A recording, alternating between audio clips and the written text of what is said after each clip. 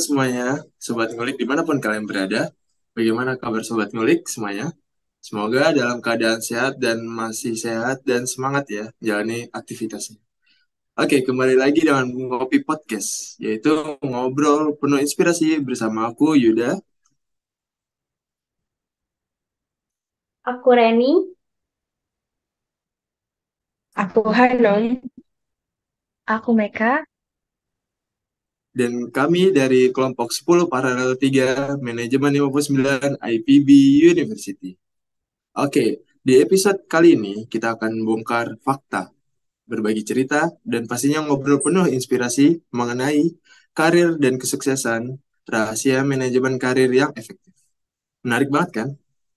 Oke, seperti nama podcast kita yaitu Ngopi alias Ngobrol Penuh Inspirasi. Tentunya bakal ada seseorang yang menginspirasi buat sobat ngulik semua. Penasaran nggak siapa tamunya? Oke, daripada nunggu lama-lama, yuk langsung kita spill tamu kita yang spesial banget pada hari ini dan gak kalah menarik dari episode sebelumnya. Beliau merupakan seorang senior staf bioteknologi genetik dan patologi dari PT Suri Tani Pemuka, yaitu Kak Siva Fauzia Gandasari. Halo Kak Siva, gimana kabarnya Kak hari ini? Halo, Alhamdulillah sehat. Eh, Adik-adik Oke, gimana kabarnya? Alhamdulillah sehat juga, Alhamdulillah Kak. sehat Kak. Alhamdulillah Ya, sehat. Alhamdulillah. Oke, kira-kira Kak udah siap belum nih buat sharing-sharing bareng kelompok kita? Udah siap dong. Oke, karena Kak Siva udah siap dan semangat banget nih buat sharing-sharing, jadi kita langsung mulai aja podcast pada episode kali ini. Oke, untuk pertanyaan pertama akan dibuka oleh saya. Dari pengalaman Oke. yang telah Kak Siva lalui, apa sih tujuan karir yang ingin Kakak capai? Dan lalu bagaimana sih cara Kakak memperolehnya? Oke, terima kasih pertanyaannya. Perpanggilannya Surya ya? Yuda, Kak. Oh Yuda, oke. Terima kasih Yuda untuk pertanyaannya. Untuk saat ini, tadi yang seperti Yuda sampaikan, saya di Senior Staff Bioteknologi, Genetik, dan Patologi itu lebih fokus ke riset. Dan saya di bidang aquaculture, di perikanan, budidaya ikan. Fokus karir saya untuk saat ini adalah menghasilkan varietas atau produk unggulan di bidang aquaculture, baik ikan, udang, dan ikan, udang, nila, lele, dan masih banyak lagi. Kayak gitu. Sedangkan untuk tujuan karir saya saat ini, kedepannya mau kayak gimana sih? Kayak gitu kan. Sebenarnya dalam diri saya pribadi sendiri ke depannya karena memang produk-produk bioteknologi genetik di Indonesia ini masih terbatas ya untuk perikanannya dibandingkan dengan pertanian yang udah maju sekali. Kalau perikanan kan masih masih belum sepesat pertanian. Harapan saya ke depannya saya dapat berperan serta mm, bersama rekan-rekan saya yang lainnya, baik dari swasta maupun dari eh, pemerintah, dari universitas dapat bekerja sama bersama untuk menghasilkan produk-produk unggulan yang itu memang asli dari Indonesia seperti itu. Karena sehemat saya hingga saat ini kita masih mengembangkan teknologi-teknologi yang sebenarnya itu sudah lama sekali yang di luar negeri sudah dikembangkan, kita mengadopsi itu ke Indonesia baru sekarang-sekarang kayak gitu. Itu sih tujuan karir saya itu ingin menghasilkan produk-produk unggulan Indonesia itu yang baik lah di sebelum keluar se-Asia dulu ya, se-Asia dulu aja lah gitu yang terbaik. Oke, berarti yang pengen Kakak capai itu adalah membuat produk baru untuk terutama di Asia dan menggunakan teknologi baru yang diterapkan di Indonesia itu sendiri ya, Kak? Iya Oke, betul. baik. Untuk pertanyaan selanjutnya akan dilanjutkan oleh teman saya. Baik, untuk pertanyaan selanjutnya nih, Kak. Kalau boleh tahu, apa saja sih yang Kak Siva persiapkan dari tahap awal karir sampai dengan posisi saat ini? Oke, terima kasih pertanyaannya. Nisa, untuk awal karir hingga saat ini tentu kan dari persiapan saya fresh grade sampai sekarang, saya memang dari lulus itu fokus fokus saya harus fokuskan ke titik mana sih yang akan saya tuju. Pertama yang saya fokuskan yaitu di tahun pertama ketika saya lulus, pokoknya ketika saya akan menjelang lulus, saya fokus ke perusahaan mana yang akan saya masuk, karena saya di bidang perikanan.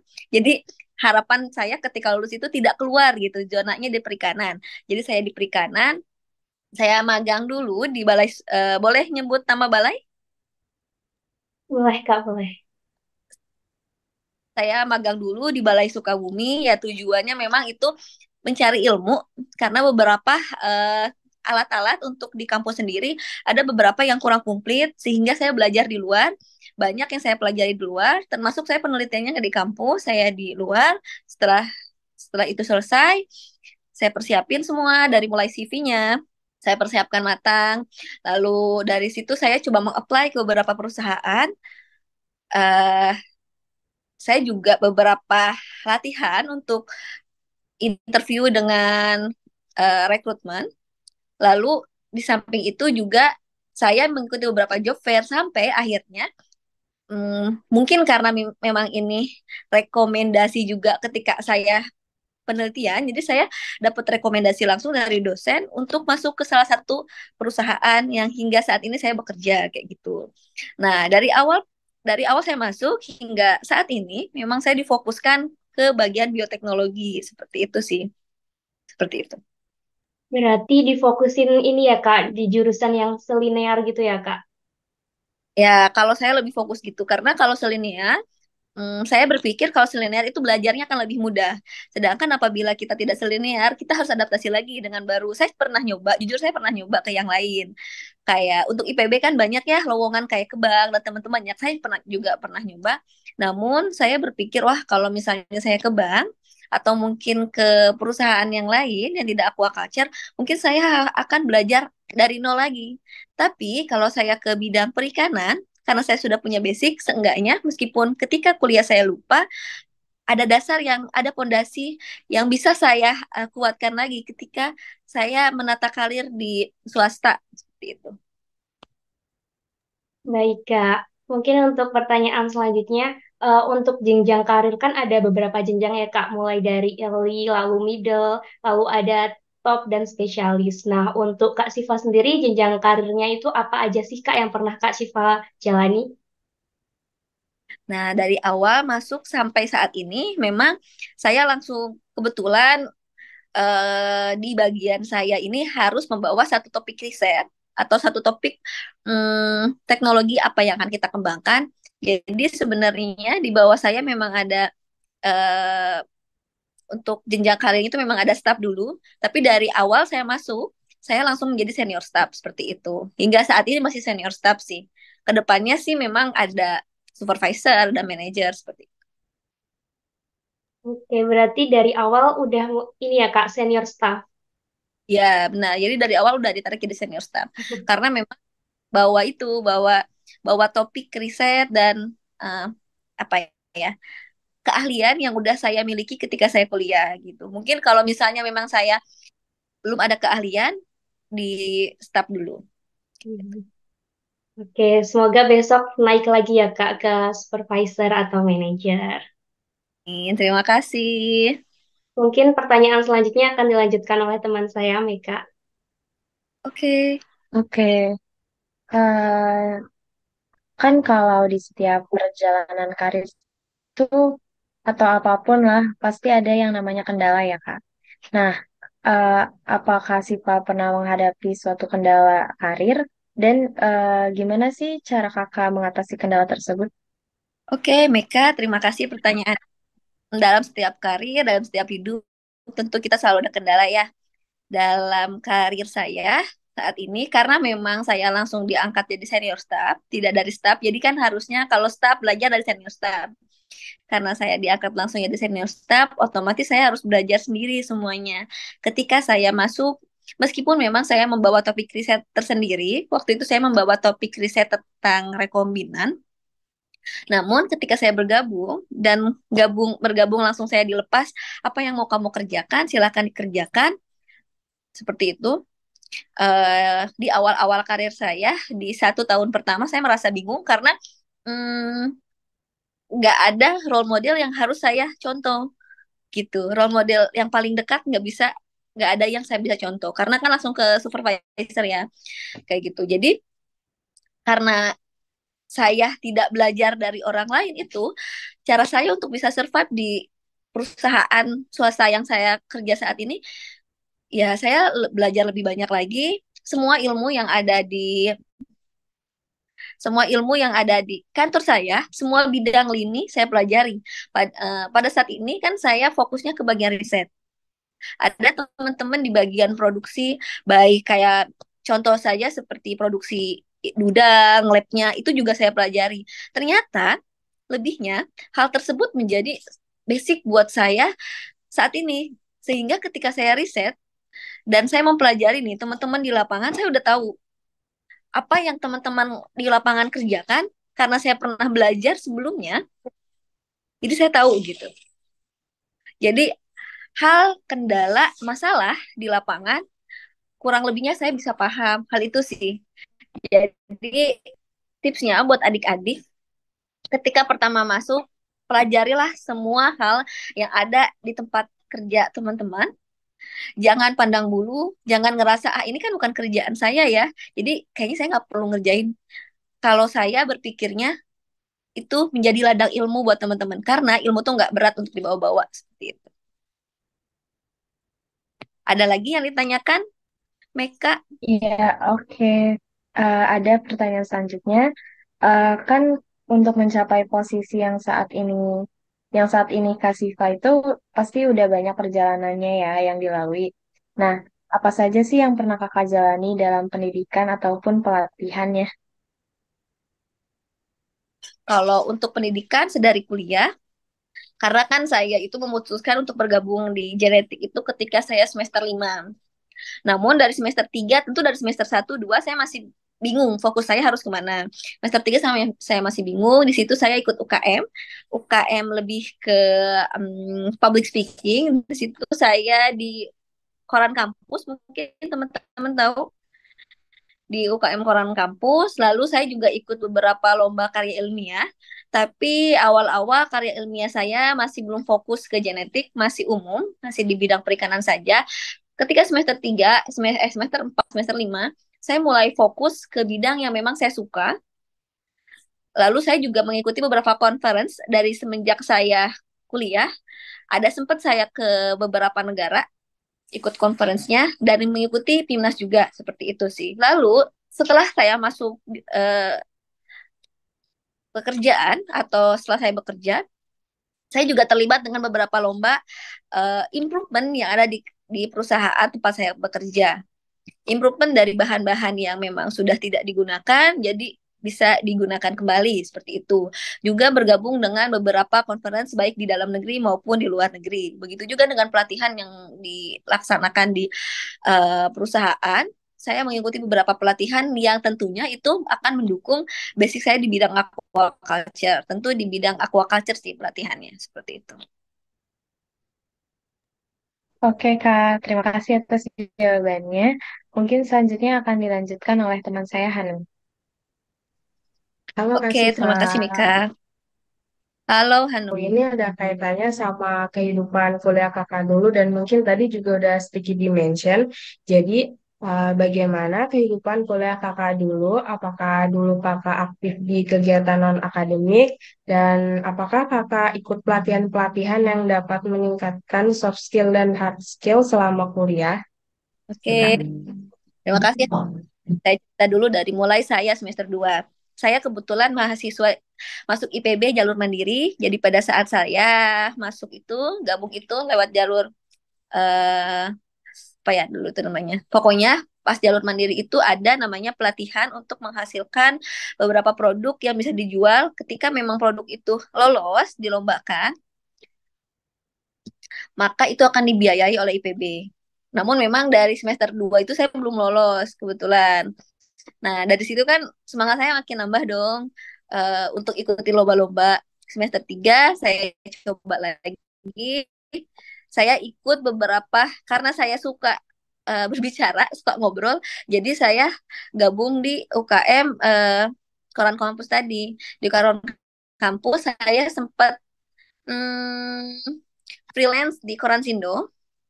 Di Koran Sindo, di SKT saya sempat beberapa kali saya wawancara dengan beberapa narasumber, tapi waktu itu karena saya masih mahasiswa, jadi masih memegang angle-nya itu di bidang fashion seperti itu. Jadi lebih ke kehidupan-kehidupan mahasiswa kayak gitu. Lalu untuk yang di SCTV sendiri itu lebih ke wawancara kayak artis, hal yang mudah lah untuk mahasiswa gitu. Jadi nggak ke bidang politik. Ketika saya di luar kampus, di dalam kampus, waktu itu waktu zaman saya lebih fokus ke karena tahun saya itu adalah tahun UKT pertama, jadi lebih fokus ke politik kampus. Kalau di koran kampus sendiri. Semester 4-nya saya ikut eh, lomba karya ilmiah di beberapa universitas di Indonesia. Lalu alhamdulillah di semester 5 seperti saya lulus ikutan di QC University di Jepang. Nah, saat itu kan saya lulus tuh di Jepang ya. Ketika saya mau berangkat, waktu itu kalau nggak salah saya berdua sama teman saya di Pahutan. Saya mau berangkat ke Jepang. Ada beberapa beasiswa yang harus di-apply dulu. Kami nge-apply 2 beasiswa itu, namun sayangnya tidak lolos beasiswanya. Saya bersama teman saya yang di Pahutan itu. Lalu akhirnya kita nggak bisa berangkat ke Jepang karena beasiswa dari dulu itu masih PSBY kalau di Indonesia. Beasiswa PSBY saya nggak lolos, beasiswa pemerintah Jepang juga nggak lolos. Jadi akhirnya saya ikutan conference di Indonesia secara online. Itu, tapi penelitian saya lolos di sana. Lalu setelah itu saya karena sayang penelitian saya nggak bisa langsung saya presentasikan di Jepang, saya gabung lagi, ikut lagi penelitian lomba penelitian PIMPI yang ada di IPB. Lalu alhamdulillah lolos. Saya keempat, saya juara keempat waktu itu. Memang nggak masuk 3 besar, juara keempat. Nah, setelah selesai itu, saya mulai fokus karena waktu itu karena mungkin saya ikut banyak lomba ya, ikut Pimnas ikut, terus PKM ikut yang masuk Pimnas itu, terus keluar conference ikut, LKTI yang ada di beberapa universitas Indonesia juga ikut. Jadi saya nggak fokus ke belajar saya. Jadi IPK saya yang saat itu sempat sangat merosot. Jadi sampai IPK saya itu adalah IPK terendah dan itu adalah IPK yang benar-benar orang tua saya targetkan. Itu titik-titik terendah saya ketika saya emang pengen megang banyak hal. Ternyata nggak semua hal yang itu bisa saya kerjakan berbarengan. Jadi akhirnya saya fokus ke kuliah saya. Setelah fokus ke kuliah saya fokus lagi ke pemilihan jurusan. Maksudnya di jurusan itu di departemen apa ya namanya, lebih ke kayak lab. Jadi kalau di jurusan budidaya di EPIK itu ada beberapa lab, ada 5 lab. Itu kan harus fokus karena memang ada seleksi labnya. Kebetulan saya mengambil lab yang memang agak sulit dan ada seleksinya. Itu seleksi IPK, nilai juga, wawancara juga. Jadi saya mulai fokus ke situ, menghubungi dosen, akhirnya lolos. Nah, akhirnya kan saya harus masuk ke penelitian. Di penelitian, saya direkomendasikan dosen untuk penelitian di Balai Sukabumi. Karena dapat rekomendasi, saya ke Balai Sukabumi. Lama tuh saya di Balai Sukabumi hampir setahun. Tapi di situ saya dapat ilmu banyak banget ketika di Balai Sukabumi itu. Kali apa yang saya implementasikan di perusahaan tempat saya kerja sekarang itu adalah ilmu yang sebagian besar saya dapat ketika penelitian saya. Dari situ banyak saya ikut-ikut ikut conference sampai akhirnya saya lulus pun saya masih ikut lomba-lomba seperti itu sih. Nah, setelah lulus saya coba apply ke eh, startup. Saya dulu kerja di startup dulu sebelum bekerja di PT Suritani Pemuka ini. Saya kerja di startup sebagai R&D juga. Ketika saya gabung ke PT Suritani Pemuka ini adalah hasil dari rekomendasi dosen. Jadi saya direkrut, ya itu lebih gampang karena dapat rekomendasi sih seperti itu. Jadi tipsnya teman-teman selama masih kuliah, selama kalian masih banyak ilmu yang bisa dipelajari, ikutin aja. Kalau ada conference, lomba-lomba di luar negeri maupun di dalam negeri, ikutin aja semuanya. Selama itu gratis, karena mahasiswa itu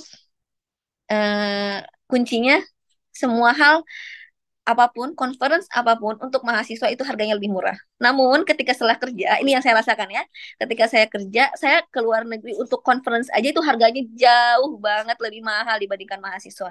Jadi ambil aja semuanya, pelajari aja semuanya. Jangan pandang bulu, jangan malas-malesan, karena itu bisa jadi bekal kalian nanti setelah lulus. Seperti itu, Hanum. Wah, oke, makasih Kak Siva buat tipsnya. Nah, buat pertanyaan selanjutnya nih Kak. Nah, sejauh ini, apakah Kak Siva pernah memperoleh beasiswa saat kuliah ataupun saat bekerja? Itu Kak. Oke, terima kasih. Untuk saat kuliah, tahun pertama saya dapat beasiswa Agra Citra dari salah satunya Bu Anggraini. Bu Anggraini itu bergabung di beasiswa yang memberikan beasiswa Agra Citra 23, IPB 23. Saya tahun pertama dapat itu. Lalu tahun kedua saya ikutan Basnas. Basnas lolos saya kan harus ganti, karena memang setahun-setahun beasiswanya. Tahun ketiga, nah itu lagi-lagi mungkin keberuntungan saya di nulis ya, nulis sama ngomong. Jadi ketika itu ada beasiswa indosemen, tapi harus melampirkan karya tulis. Waktu itu saya tidak berpikir kalau karya tulis itu akan diperlombakan antar universitas. Saya masukin, saya lolos, akhirnya sampai penerimaan beasiswa waktu itu kami di daerah Bogor juga, saya lupa daerahnya daerah apa. Di Bogor juga dipresentasikan dari IPB, Ibnu Khaldun, UI, sisanya saya lupa sih. Ada 3 universitas itu dan yang lolos itu berhak mendapatkan beasiswa indosemen. Tahun itu saya dapatlah indosemen terakhir, saya dapat PPA BBM itu sih. Nah, tapi ketika saya masuk bekerja ini kebetulan nggak ada sih kalau di tempat saya kerja nggak ada beasiswa seperti itu. Oh, oke, keren banget Kak Siva sering dapat beasiswa selama kuliah. Nah, dari aku pertanyaannya udah cukup, bakal dilanjut sama teman aku juga. Oke. Pertanyaan terakhir ya, Kak. Apakah kakak memiliki pengalaman promosi jabatan atau demosi atau bahkan resign? Dan apa saja hal-hal yang membuat kakak bisa dapat promosi itu? Untuk promosi jabatan, hmm, skill sedikit. Saat ini saya dapat promosi jabatan, namun karena saya memang ada rencana untuk melanjutkan pendidikan, jadi kesempatan saya untuk promosi jabatan itu sementara dialihkan ke orang lain dulu, seperti itu.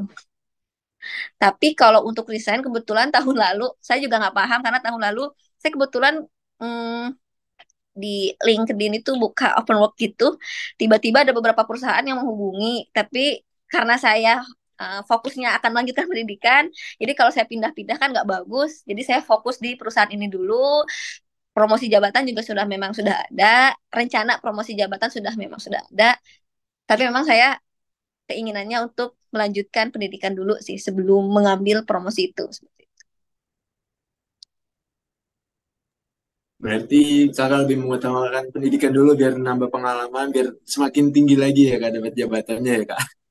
Iya, amin. Amin. Oke. Oke, pertanyaan udah cukup kak. Aku mau closing dulu nih. Oke, sobat Oke, ngulik. Nggak kerasa ya udah lumayan lama nih, berapa menit ya? Kira-kira udah 20 menitan kita ngobrol-ngobrol bareng Kak Siva.